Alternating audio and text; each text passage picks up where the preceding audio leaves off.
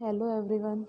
सो आज की इस वीडियो में हम एक और इम्पोर्टेंट टॉपिक के बारे में बात करते हैं जो कि है वेड रूल ऑफ बोरोन क्लस्टर। कि बोरोन क्लस्टर के अंदर वेड रूल क्या होता है।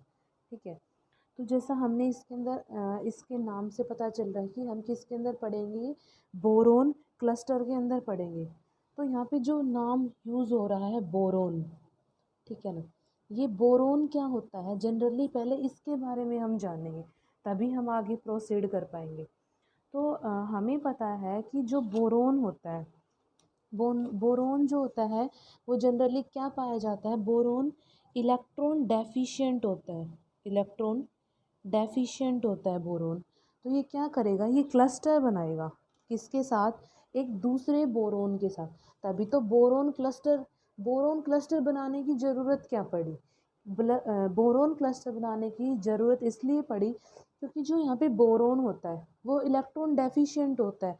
तो उसके डेफिशिएंसी को कम करने के लिए हम क्या बनाते हैं, उसका क्लस्टर बनाते हैं। क्लस्टर कैसे बनेगा, जब एक बोरोन यूनिट दूसरे बोरोन यूनिट से ज्वाइन होगी और साइमल्टेनियसली दोनों के अंदर क्या होगा, शेयरिंग होगी। एक बार एक बोरोन इसकी डेफिशिएंसी दूसरे वाले बोरोन की डेफिशिएंसी कंप्लीट करेगा, दूसरी बार जो दूसरा वाला बोरोन है वो पहले वाले बोरोन की डेफिशिएंसी को करेगा कंप्लीट। ठीक है, तो इस तरह से वहाँ पे क्या होगा, बोरोन है वो एक दूसरे के डेफिशिएंसी को कंप्लीट करते हैं। तो हम क्या लिख सकते हैं यहाँ पे कि जो हमारा बोरोन है वो इलेक्ट्रॉन डेफिशिएंट होता है। तो क्या करेगा, so it forms it forms mat it forms cluster it forms cluster compound containing, क्या कंटेन करेगा, कंटेनिंग टू और more than two boron atoms along with hydrogen. तो क्या होगा कि Wade rule of boron cluster के अंदर बोरोन हमारा इलेक्ट्रॉन डेफिशिएंट होता है, तो वो अपनी डेफिशिएंसी को कंप्लीट करने के लिए या तो दो या दो से ज़्यादा बोरोन के साथ क्या करेगा, बाइंड अप करेगा और मेटल क्लस्टर बनाएगा। ऐसे कंपाउंड्स को हम क्या बोलते हैं, these compounds known as boranes. ऐसे कंपाउंड्स को हम क्या बोलते हैं, बोरेन्स बोलते हैं। ठीक है, फिर क्या है, ये तो हो गया इसका फर्स्ट पॉइंट, लेके चलो फर्स्ट पॉइंट। ठीक है, सेकंड पॉइंट में क्या होगा कि हम वेड रूल का यूज़ करके किसी भी वेड रूल का यूज़ करके हम क्या कर सकते हैं, वहाँ पे किसी भी क्लस्टर की ज्योमेट्री वगैरह, ज्योमेट्री देखो, वेड रूल का यूज़ करके हम क्या क्या चीज़ फाइंड आउट कर सकते हैं। एक तो इलेक्ट्रॉन काउंट फाइंड आउट कर सकते हैं, bonding molecular orbitals find out कर सकते हैं, कितने वर्टिसेस प्रेजेंट होंगे वो भी फाइंड आउट कर सकते हैं। ठीक है, यानी वेड रूल का यूज़ करके हम ये चीज़ें जो है इसके अंदर फाइंड आउट कर सकते हैं। ठीक है, अब एक इसके अंदर इम्पोर्टेंट पॉइंट है कि थर्ड पॉइंट होगा वो क्या, कि depending depending upon the number of boron and hydrogen boranes are boranes are classified into different category। इसके अंदर क्या है कि हम नंबर ऑफ बोरोन और नंबर ऑफ हाइड्रोजन के ऊपर, जैसे कितने नंबर ऑफ हाइड्रोजन है कितने नंबर ऑफ बोरोन है, उनको हमने डिवाइड कर दिया एक कैटेगरी के अंदर। फर्स्ट पॉइंट में क्या था कि बोरोन हमारा है वो इलेक्ट्रॉन डेफिशिएंट होता है, तो क्लस्टर तो क्या करेगा, किसी दूसरे दो या दो से ज़्यादा बोरोन के साथ क्लस्टर बनाएगा। जब दो बोरोन मिलेंगे तो एक बार ये वाला बोरोन ये इसकी तरफ इलेक्ट्रॉन देगा, इसकी डेफिशिएंसी को पूरी करेगा, एक बार ये इसकी डेफिशिएंसी पूरी, फिर क्या करेगा, ये इसको देगा, इसकी डेफिशिएंसी पूरी, यानी आपस में शेयर करके अपनी अपनी डेफिशिएंसी को ये साइमल्टेनियसली क्या करते हैं, कंप्लीट करते हैं।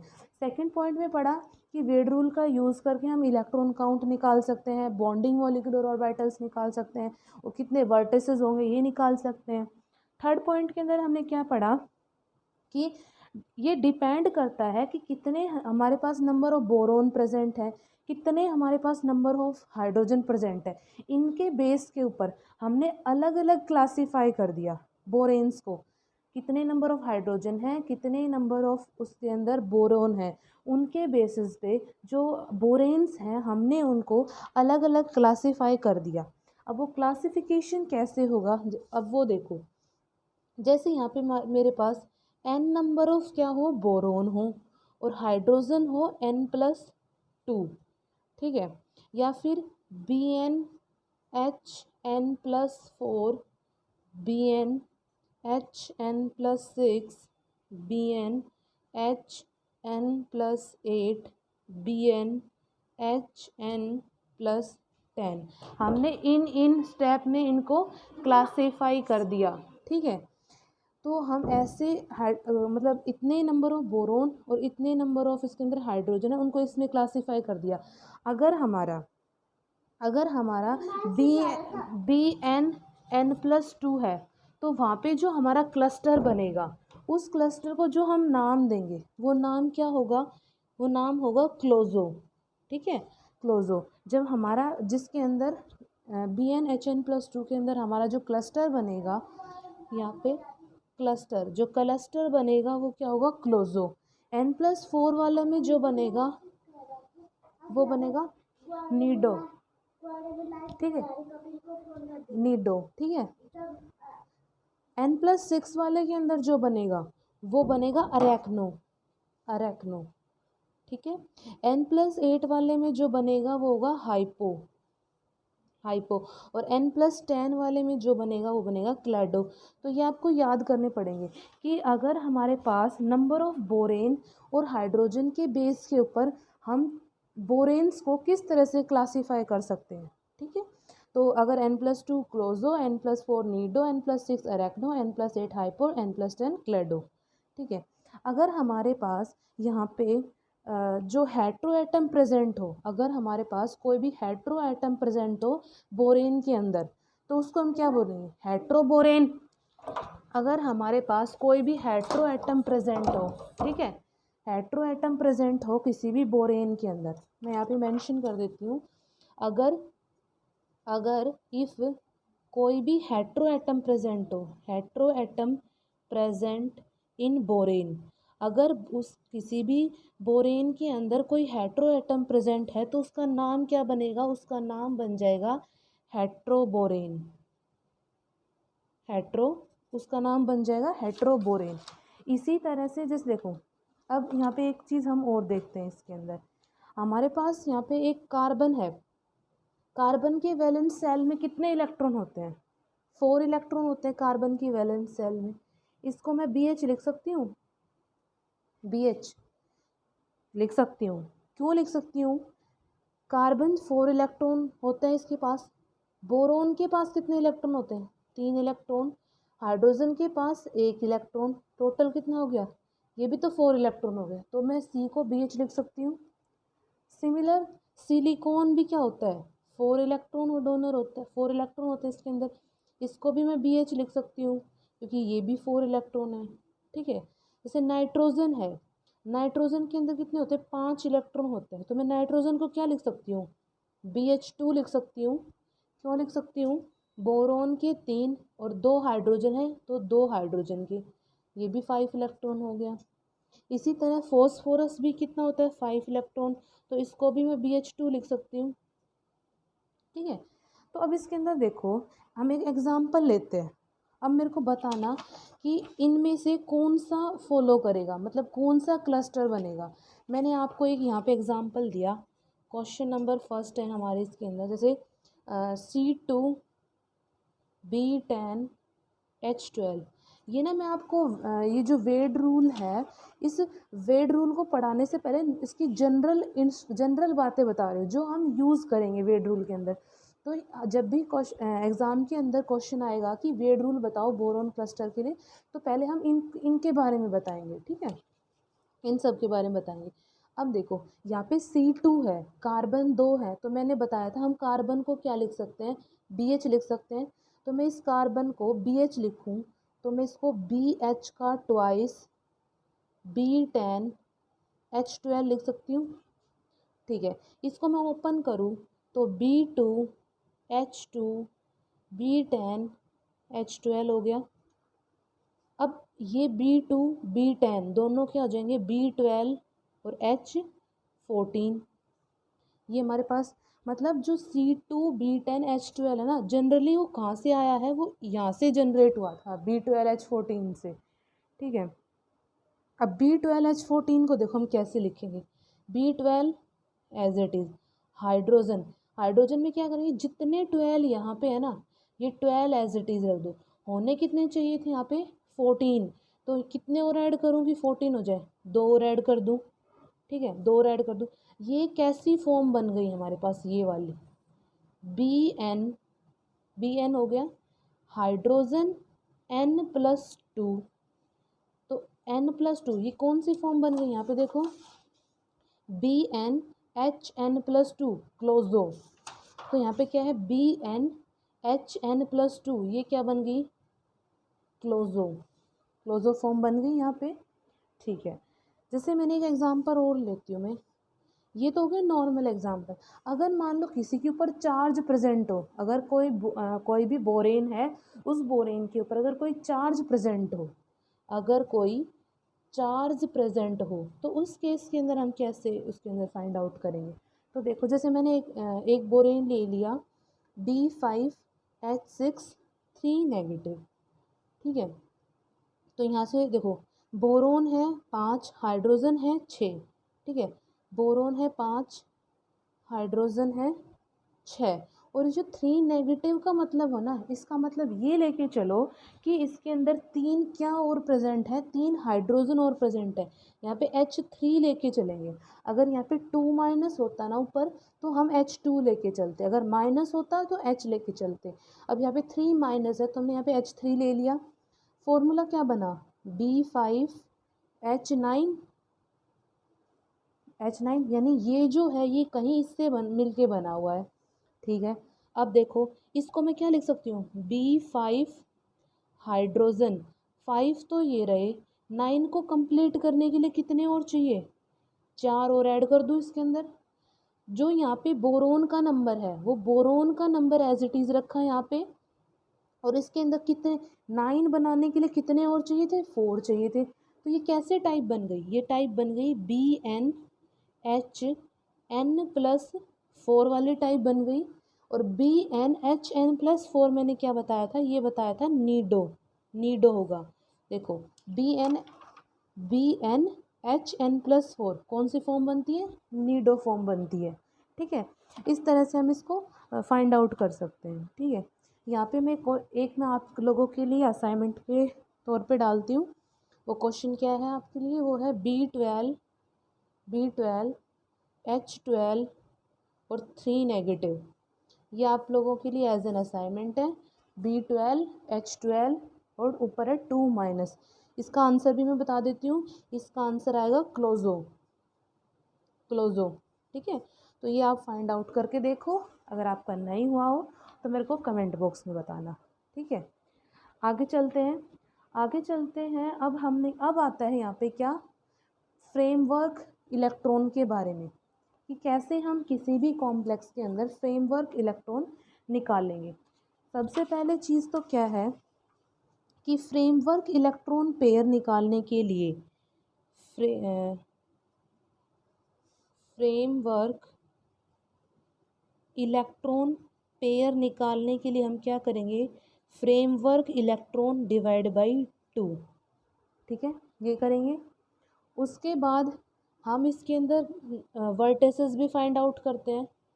वर्टिसेस जो हम यहाँ से फ्रेमवर्क इलेक्ट्रॉन पेयर आएंगे ना, इसी को हम क्या बोलते हैं, इसी को हम बोलते हैं बॉन्डिंग मॉलिक्यूलर ऑर्बिटल, ठीक है।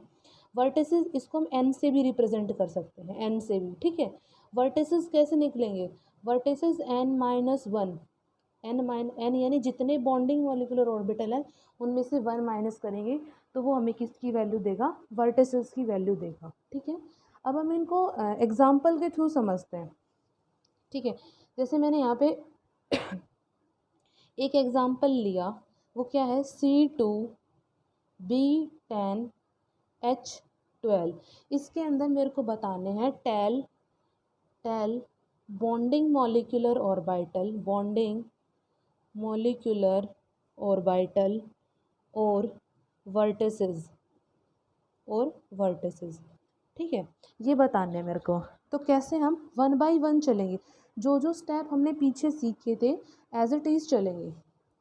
C2 को हम क्या लिख सकते हैं, C2 को हम क्या लिख सकते हैं, C को हम BH लिख सकते थे, क्योंकि इसके अंदर भी 4 इलेक्ट्रॉन होते हैं, इसके अंदर भी 4 इलेक्ट्रॉन होते हैं, तो हमारा ये पूरा मॉलिक्यूल ओनली B और H में बचेगा। ठीक है, चलो लिख दिया मैंने। इस C2 को मैंने BH2B10H12 लिख दिया। इसको मैं अगर सिंप्लीफाई करके लिखूं तो B यहाँ पे बाहर 2 है, अंदर मल्टीप्लाई कर लूँ तो B2H2B10H12 हो गया। चलो नेक्स्ट स्टेप में, ये B2 है, B10 है, तो टोटल कितना हो गया, B12 और H कितना हो गया, 14 हो गया। अब मैं क्या करूँ इसके अंदर, अब मैं यहाँ पे इसका मैंने ये बताना है कि किस टाइप का क्लस्टर बनेगा। फ्रेमवर्क निकालने से पहले मेरे को ये बताना है किस टाइप का क्लस्टर होगा। तो इसको मैं ऐसे लिख सकती हूँ, B12 as it is, H12 तो एज इट इज़, और 14 कंप्लीट करने के लिए कितने और चाहिए, 2 और चाहिए। यानी किस टाइप का क्लस्टर बन रहा है, BNHN+2 टाइप का क्लस्टर बन रहा है। और BNHN+2 टाइप का क्लस्टर को हम क्या बोलते हैं जनरली, क्लोजो, यानी कि ये क्लोजो टाइप का स्ट्रक्चर बनेगा। ठीक है, अब क्या करेंगे, अब हम निकालेंगे इसके अंदर नंबर ऑफ फ्रेमवर्क इलेक्ट्रॉन। अभी मैंने इलेक्ट्रॉन पेयर नहीं निकाला, अभी हम क्या निकालेंगे, नंबर ऑफ फ्रेमवर्क इलेक्ट्रॉन। तो जब भी हमारा BNHN+2 होगा उसके करस्पॉन्डिंग जो हमारा फ्रेमवर्क होगा वो कितना होगा, 2n+2, यानी कि ये जो n है ना इसको 2 से मल्टीप्लाई कर दो। सिमिलरली अगर नीडो होगा, नीडो के अंदर अगर हम फ्रेमवर्क निकालेंगे तो क्या हो जाएगा, 2n+4। जैसे देखो यहाँ पे ये है मेरे पास, ये था। ठीक है, यहाँ पे क्या, ये तो हो गया क्लस्टर। अगर मेरे को फ्रेमवर्क इलेक्ट्रॉन निकालने हैं, फ्रेमवर्क इलेक्ट्रॉन, तो क्या होगा, जो हमारा यहाँ पे ये n+2 है ना इसको 2 से मल्टीप्लाई कर दो, यानी 2n+2, यहाँ पे 2n+4, यहाँ पे 2n+6, यहाँ पे 2n+8, यहाँ पे 2n+10, ये हो जाएगा। ठीक है, तो इसके अंदर क्या हो गया, हमारा जो हमारा स्ट्रक्चर आ रहा है वो कैसा आ रहा है, क्लोजो। और क्लोजो के लिए फ्रेमवर्क कितना है, 2n+2।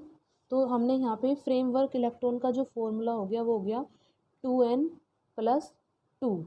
ठीक है, n क्या होता है, यहाँ पे n होता है नंबर ऑफ बोरेन, कितने नंबर ऑफ बोरेन उसके अंदर प्रेजेंट है। तो 2 मल्टीप्लाई नंबर ऑफ बोरेन कितने हैं, 12+2, ये कितना हो जाएगा, 12×2 = 24, और 24 और 2 26 आ गया। ये तो आ गए नंबर ऑफ फ्रेमवर्क इलेक्ट्रॉन। अब मेरे को क्या निकालना है, number of framework electron pair निकालने। तो मैं फ्रेमवर्क इलेक्ट्रॉन पेयर निकालने, तो मैं क्या करूँ, इसको 26 को 2 से डिवाइड कर दूँ तो हमारे पास पेयर आ गई। एक पेयर कैसे बनता है, 2 चीज़ों के मिलने से पेयर बनता है ना, तो इसको मैंने 2 से डिवाइड कर दिया, ये कितना हो जाएगा, 13।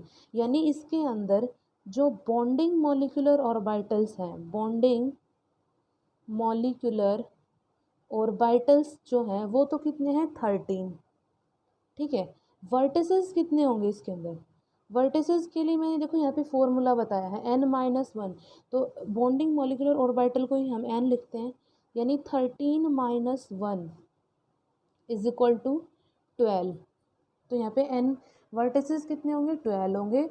बॉन्डिंग मॉलिक्यूलर ऑर्बिटल कितने होंगे, 13 होंगे। अब यहाँ पे वर्टिसेस 12 है, तो according to VSEPR theory, according to VSEPR theory 12 vertices किसके अंदर होते हैं, ठीक है। तो according to VSEPR theory 12 vertices होते हैं आइकोसाहेड्रल के अंदर। किसके अंदर होते हैं, 12 वर्टिसेस होते हैं आइकोसाहेड्रल के अंदर। जनरली क्या पाए जाते हैं, 12 वर्टिसेस पाए जाते हैं आइकोसाहेड्रल के अंदर, ठीक है। अब जो हमारा ये कार्बोरेन है, जो ये में है, इसके अंदर इसकी 3 आइसोमेरिक स्ट्रक्चर्स होंगे। अब हम उन साथ के साथ हम उन स्ट्रक्चर्स के बारे में भी डिस्कस करेंगे, ठीक है। जैसा कि अब हमने यहाँ पे देखा, हमारे पास यहाँ पे क्या हो गया, ये हमने यहाँ से हमने देखो हमने फ्रेमवर्क इलेक्ट्रॉन पेयर निकालना सीख लिया कि कैसे हम फ्रेमवर्क इलेक्ट्रॉन पेयर निकालते हैं।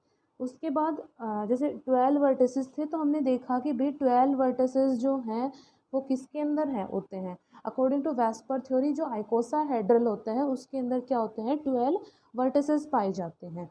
फिर अब हम क्या करेंगे, जो ये कार्बोरेन है, इस कार्बोरेन की 3 आइसोमेरिक स्ट्रक्चर्स होते हैं। कौन कौन से होंगे आइसोमेरिक, एक तो होगा ऑर्थो, एक होगा मेटा और एक होगा para. So one by one हम इनको डिस्कस करते हैं। सो देखो, सबसे पहले हम पढ़ेंगे किसके बारे में, सबसे पहले पढ़ेंगे हम ऑर्थो के बारे में। ऑर्थो में क्या होगा, ऑर्थो के अंदर जो फर्स्ट आइसोमर बनेगा वो क्या बनेगा, C2B10H12, ठीक है। तो अब हम इनको अरेंज कैसे करेंगे, देखो बहुत ही ध्यान से देखना है। सबसे पहले मैं बना रही हूँ ऑर्थो C2B10H12। तो यहाँ पे मैंने एक बोरोन यहाँ लिया, एक बोरोन यहाँ लिया, एक बोरोन यहाँ, एक बोरोन यहाँ, 4 बोरोन हो गए मेरे, 4 बोरोन कंप्लीट हो गए। उसके बाद एक बोरोन मैंने यहाँ लिया, एक बोरोन मैंने इस वाली पोजीशन पे लिया, एक बोरोन मैंने इस वाली पोजीशन के ऊपर लिया, ठीक है। और देखो ऑर्थो बना रही हूँ, ऑर्थो क्या होता है, ऑर्थो होता है 1,2 आइसोमर, 1,2 आइसोमर होता है ऑर्थो। तो मान लो मैंने फर्स्ट पोजीशन कहाँ यहाँ पे ले ली और सेकंड पोजीशन मैंने यहाँ पे ले ली, यानी ये जो कार्बन है ये यहाँ होगा। इनको मैच कर देती हूँ, ये इधर, ये इधर, ये इधर और ये यहाँ, इतना हो गया। इतना करने के बाद में अब बोरोन कितने हो गए, 1 2 3 4 5 6 7, यानी अभी हमारे पास 3 बोरोन हमें और एडजस्ट करने हैं। तो देखो ये जो बोरोन है, इस एक बोरोन हम कहाँ एडजस्ट कर सकते हैं, यहाँ पे जैसे मैंने एक बोरोन यहाँ पे ले लिया, एक बोरोन यहाँ पे एडजस्ट हो गया, ठीक है। सिमिलर तरीके से जो हमारा एक और बोरोन है वो हो गया यहाँ पे, ये हो गया बोरोन, ठीक है। उसके बाद जो कार्बन होगा वो इधर होगा कहीं, ठीक है, ये कार्बन हो गया। इसमें जो कार्बन होगा वो यहाँ होगा कुछ ऐसे, ठीक है। तो ये हमारा क्या होगा, कार्बन नंबर 1 और कार्बन नंबर 2। तो ये तो हमारा क्या बनेगा, ऑर्थो आइसोमर बनेगा, किसका, C2B10H12 का, ठीक है। सिमिलर तरीके से हम किसका बना सकते हैं, ऑर्थो के बाद जैसे मैंने बनाया मेटा का।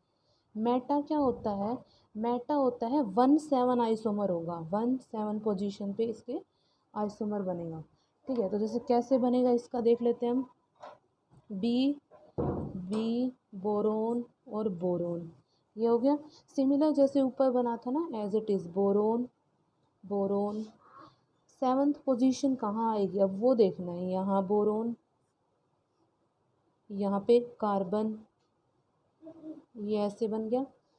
फिर इस वाले बोरोन, ये वाला बोरोन, ये वाला बॉन्ड बन गया। उसके बाद एक बोरोन हमने यहाँ पे लिया है, ठीक है। इस बोरोन के ऊपर क्या है, एक कार्बन है, उस कार्बन की पोजीशन ऐसे दिखाई हमने। यहाँ पे ये वाला बोरोन है, यहाँ पे एक कार्बन है।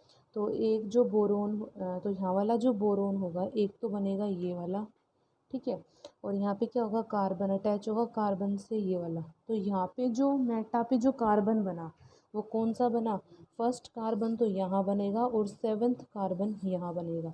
ये कौन सा हो गया मेरा इसका मेटा आइसोमर, ठीक है। ये भी किसका है, C2B10H12 का। और इसका पैरा आइसोमर भी बनेगा, और पैरा आइसोमर्स कौन सा होगा, 112 इसका पैरा आइसोमर होगा। तो ये आपके लिए एज एन असाइनमेंट, अगर आपको कोई प्रॉब्लम हो तो आप मेरे को कमेंट बॉक्स में ज़रूर बताएं। आज के लिए इतना ही, मिलते हैं नेक्स्ट वीडियो में। Thank you.